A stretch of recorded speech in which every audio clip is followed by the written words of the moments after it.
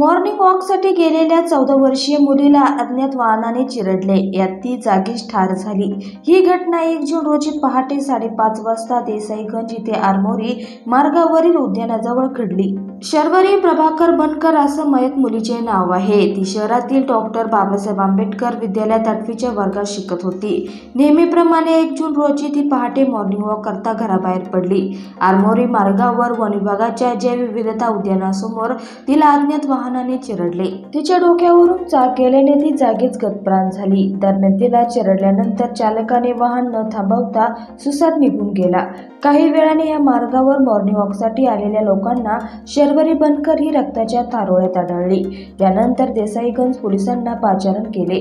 Police निरीक्षक अजय जगताप यांनी घटनास्थळी धाव घेतली। पंचनामा करून मृतदेह उतरणी तपासणीसाठी ग्रामीण रुग्णालयात पाठवला। वाहन चालकाचा शोध सुरू असल्याचे पोलीस निरीक्षक अजय जगताप यांनी सांगितले।